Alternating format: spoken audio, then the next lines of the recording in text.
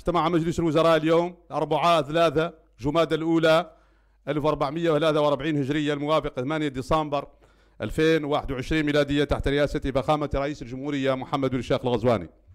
واستعرض المجلس وناقش وصادق على جملة مراسيم وبيانات منها مشروع مرسوم يقضي بإجراء تعداد عام للسكان والمساكن وإنشاء الهياكل الإدارية المسؤولة عنه. مشروع مرسوم يعدل بعد ترتيبات المرسوم المتضمن النظام الخاص بالمدرسين الفنيين التقنيين.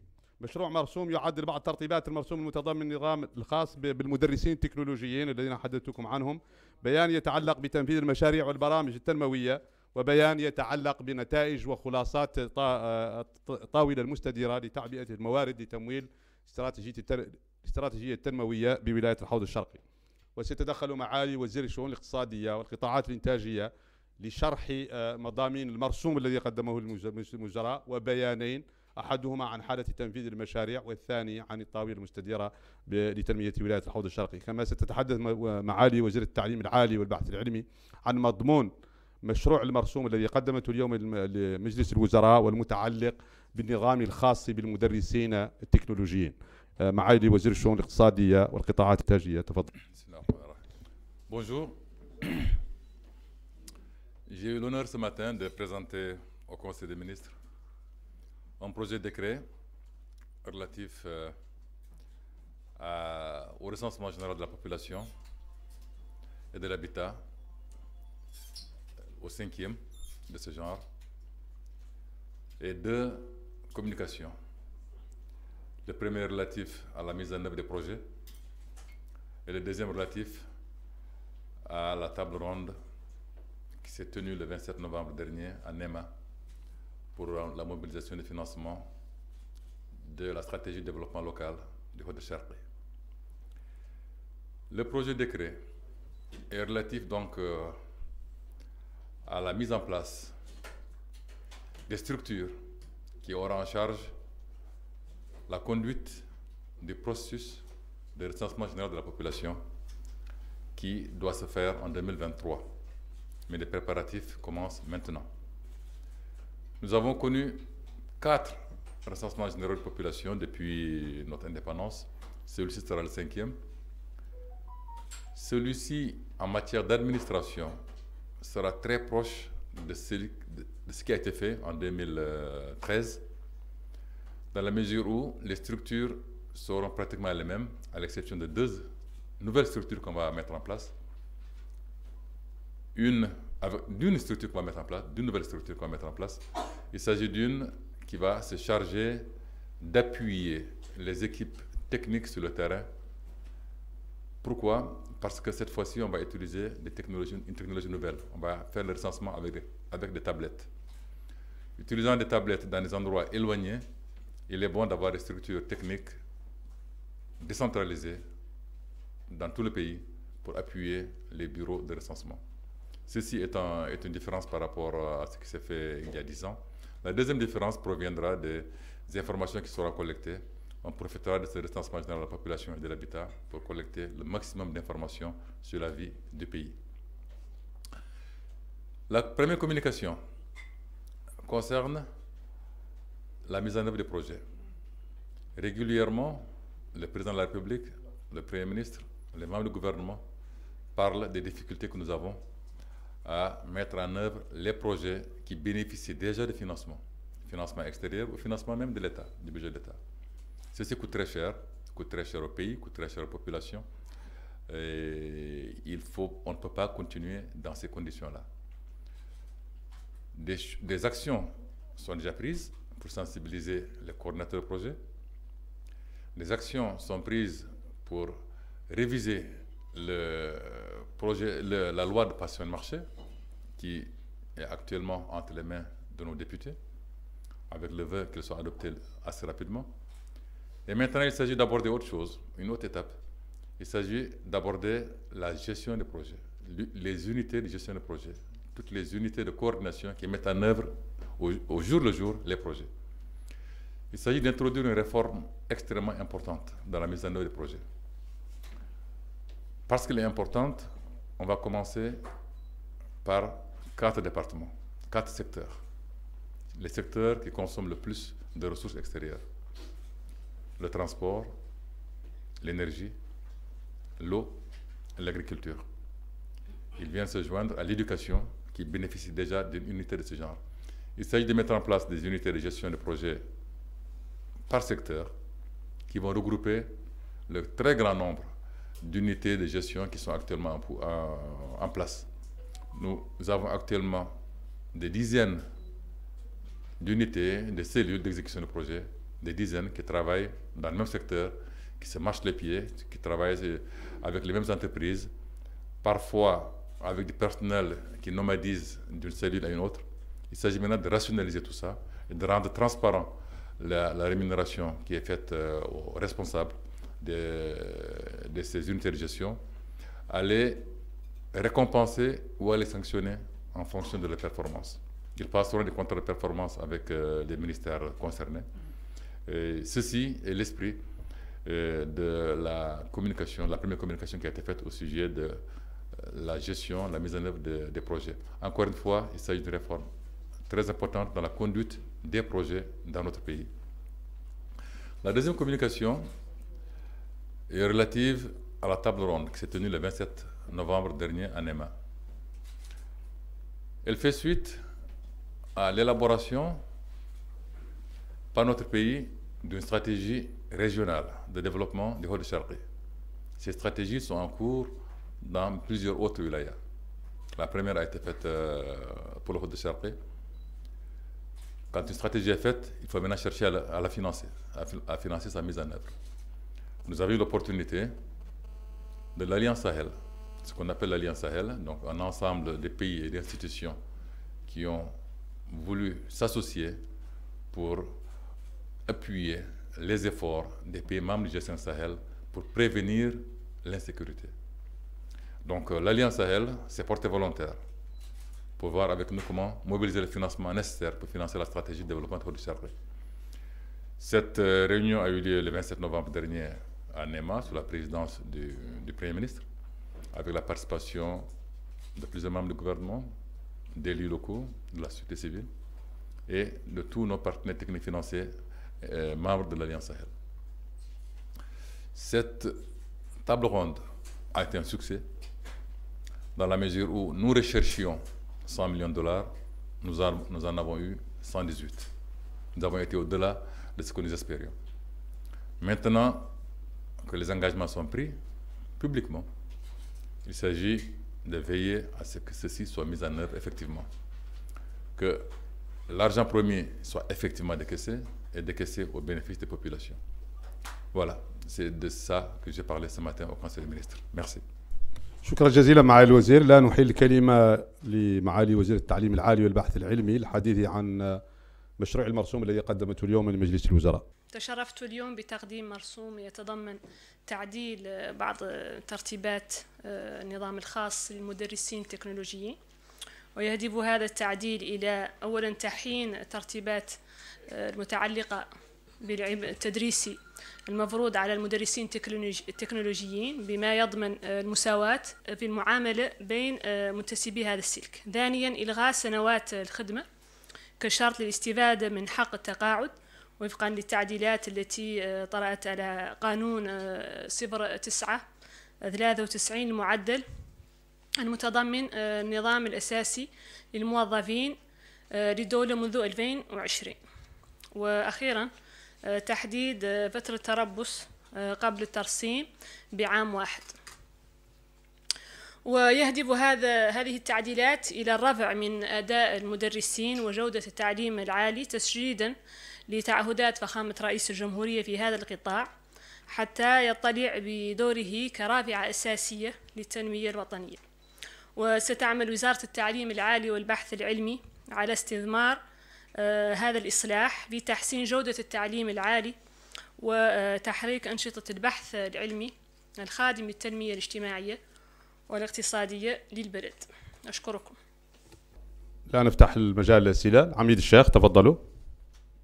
أنا عندي سؤال لصاحبة المعالي وزيرة التعليم العالي والبحث العلمي.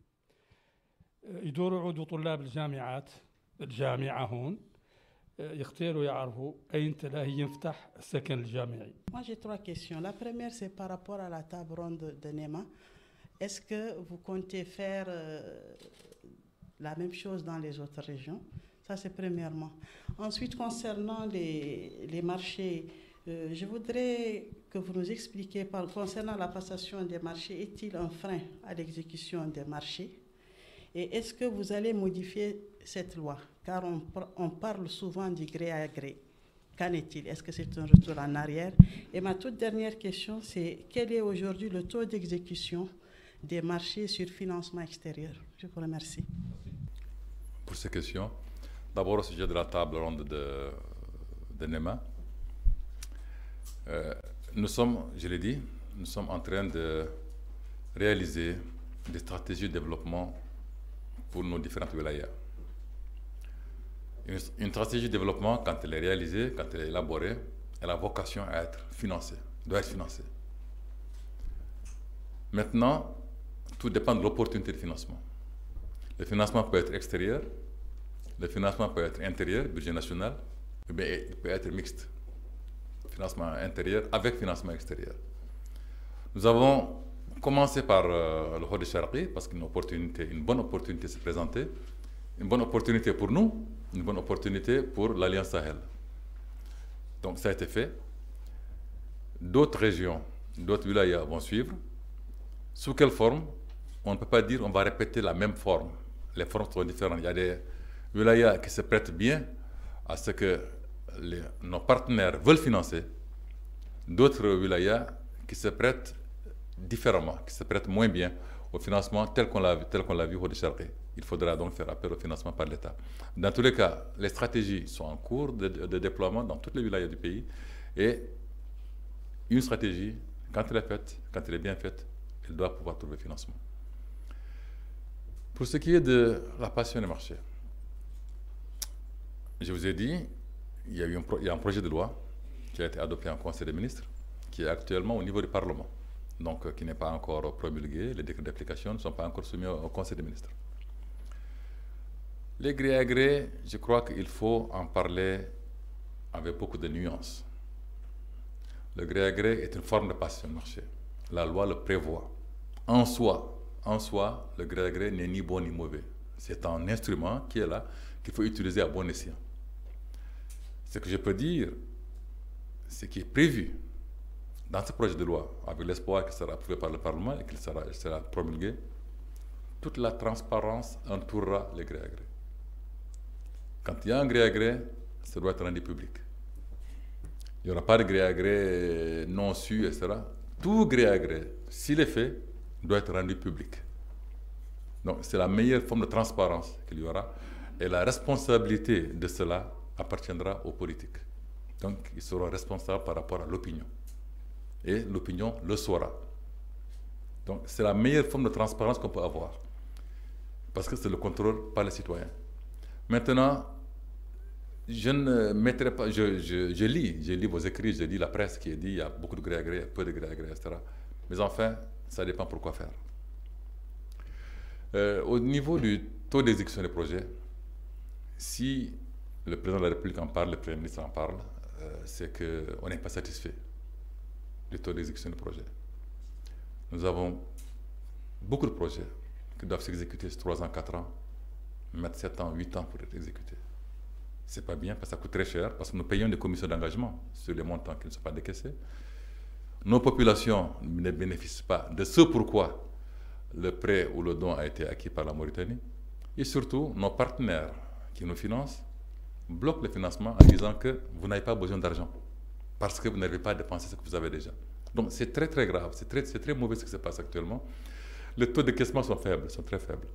Et ils sont faibles. La Banque mondiale vient de quitter. Enfin, ils sont en train de quitter, ils quittent aujourd'hui. Un mot en passant au sujet de la mission de la Banque mondiale. Monsieur le ministre, vous me permettrez quand même d'en dire un mot. Je voudrais que les Mauritaniens mesurent ce que représente cette mission de la Banque mondiale en Mauritanie. Nous avons reçu 2 vice-présidents de la Banque mondiale en même temps, pendant 5 jours, pendant la période Covid.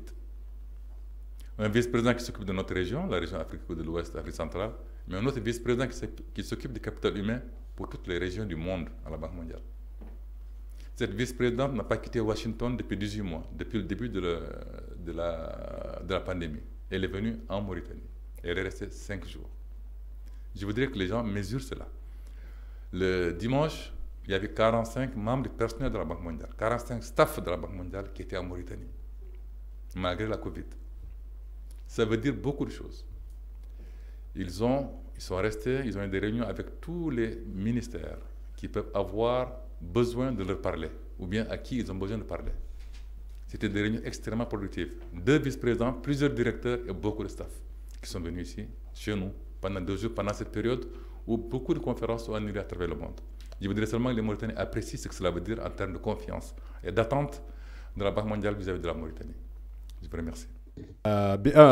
إذن معالي الوزير وضح على انه في معرض اجابته على الاسئله اللي طرحته حول المشروع المرسوم والبيانين اللي عدل، على انه مؤخرا جات بعثه من البنك الدولي فيها نائبي رئيسين، نائب رئيس غرب افريقيا ونائب الرئيس المكلف بالراس المال البشري، وهذه اول مره يقدموا بهذول الاثنين بذا الحجم، وفوتوا 5 أيام، و45 موظف من موظفين البنك الدولي هون من له 5 أيام ايضا. وذو الرئيسين ما قط خاضوا الولايات المتحده الامريكيه من 18 شهر بفعل ظروف الجائحه لاول مره ياخذوا هون. اذا تواجد نائبي رئيسين للبنك الدولي و45 من كبار موظفين البنك الدولي هون، ومعالي الوزير لفت الانتباه على ان هذا يدل على الثقه وعلى العلاقه وعلى التوقعات وعلى طموحات البنك الدولي تجاه موريتانيا، وعلى ان هذا شيء يعرف الراي العام. ايضا اوضح معالي الوزير في ضمن الاجابات المتعدده والفوائد المتعدده اللي قال شيء يتعلق ايضا بجواب على السؤال ماريتا ما يتعلق بالصفقات التراضي، وقال اعلن فيه مشروع الان لمراجعه مدونه الصفقات العموميه، مشروع قانون لا زال عند البرلمان والبرلمان له الكلمه الفصل في ذلك. غير مقترح الحكومه في هذا المجال هو تبسيط شيء من التبسيط، اياك ذاك اللي ملاحظ في بطء الصفقات على انه يصحح كامل، وعلى انه عموما صفقات التراضي نمط من انماط الصفقات. غير الجديد في هذا القانون على انه الين يعدل لازم يعود ينتشر ويعود علني وينطلع عليها الراي العام، ولا يعود مطلقا ذيك صفقات التراضي اللي تحت الطاوله والله ما معلوم بها.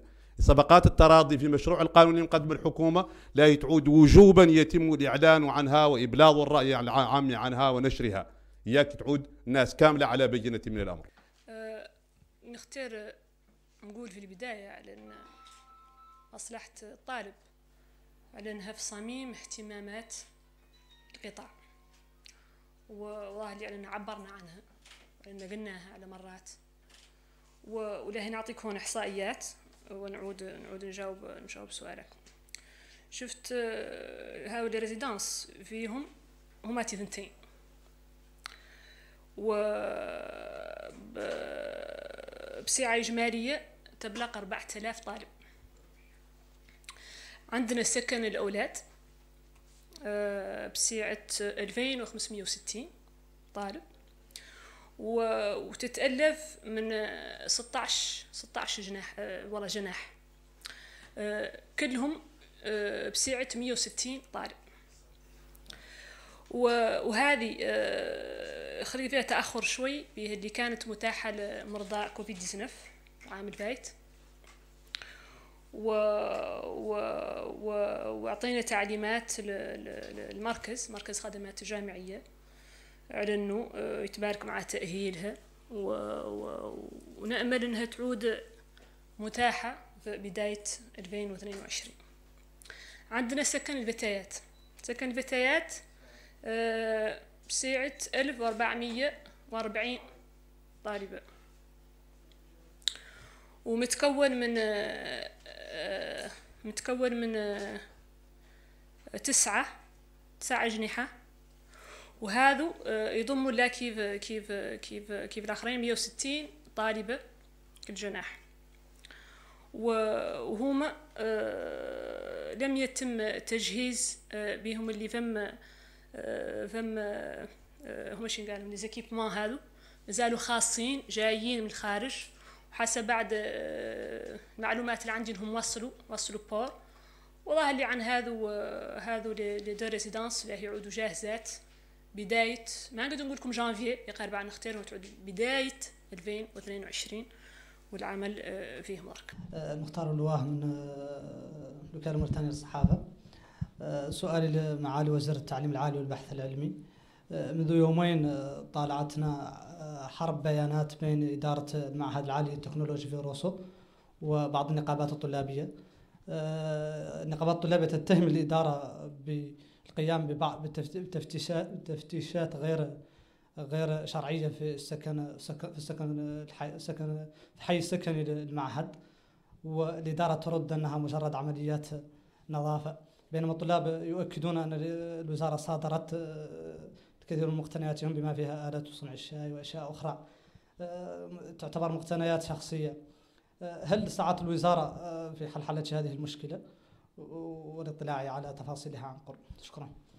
السؤال الأول يتعلق مع الوزير مهرجان هذه المداين، من دراء شنو آخذ مستجدات وشنو التحضيرات، إلى أين وصلت تحضيرات هذا المهرجان؟ السؤال الثاني يتعلق بمعالي وزير الاقتصاد. Monsieur le ministre, vous venez de présenter en Conseil des ministres un projet de décret portant recensement général de la population de l'habitat. Et vous pensez que c'est le 5e de son genre.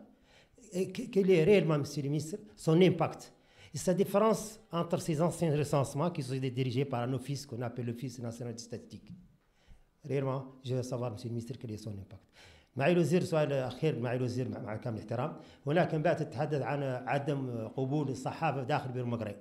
هل ان الصحافة يبدو على انها للزمن ما مسموح لها تدخل بير مقري، وتم غلق السجن بير مقري منذ يومين اللي كان فيه من السجناء تحول من طريق كان منع دي الصحافة كان دليل على ان فماتي سلطة وعندهم الحق يحولوا اسم السجناء، لكن منع عنهم يتم صحوه ما تواجدوش ماتي. شكرا معالي الوزير. إذن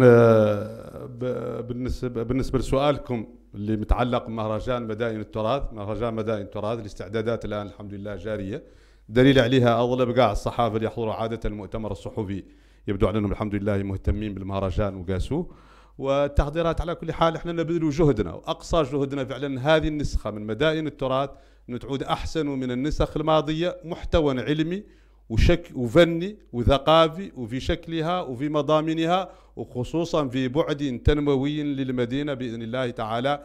لبى بالنسبة لنا احنا ذيك المطالب اللي طرحوها السكان، وذاك اللي ظاهر ان احنا انه لين يخلق بإذن الله تعالى من توفير المياه ومن توفير الضوء ومن توفير الماء في الواحة ومنشآت تنموية اللي من شأننا نثبت السكان في هذه المدائن اللي هي المدن القديمة، وخصوصا بعد التجربة الآن مع مدينة ودان باذن الله تعالى. ان شاء الله هم اللي تشوفوا مفاجات اخرى ما اللي نقولها لكم كامله، حد يبقى يشوفها يقيس المهرجان. بالنسبه لسؤالكم، ما فيه في حدود موريتانيا هذه اليوم باذن الله تعالى اي حصر على ولوج الصحافه مطلقا الا بقانون، ومدينه بير مقري ككل بقاع هذه الارض مفتوحه للصحافه كل بقعه منها، اللي يقد يحد ذاك الا شيء في القانون. اللي قلت اللي متعلق بالسجن والله متعلق بكذا، ذاك يتعلق لعل يعود يتعلق السجن ترى من مشمولات قضاء وذاك النوع غير بعض. نقد ناكد ذاك على ان البلد مفتوح والحريات فيه مصانه وموسعه ومعرضه، ولا فيه نقطه من بلاد الله هذا بلادنا احنا موريتان ما عندكم فيها الحق تولجوا لها وتطلعوا على مصادر الخبر فيها باذن الله تعالى، الا ما حددته قوانين ونظم معينه اقتضاها وقت معين وظرف معين. معالي الوزير تفضل.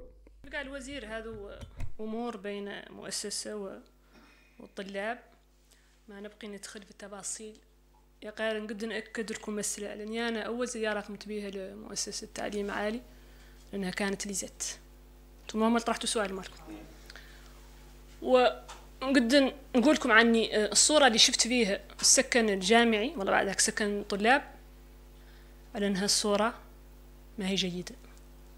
قد قاعد نقول أن الصورة صادمة، وأعطيت تعليمات المدير جديد على أنه يقبض الإجراءات اللازمة على أن التلاميذ الطلاب يعودوا مساهمين هم رؤوسهم في هذا السكن، نظافته وقبضوا بعين الاعتبار واحترام ذيك البيئة اللي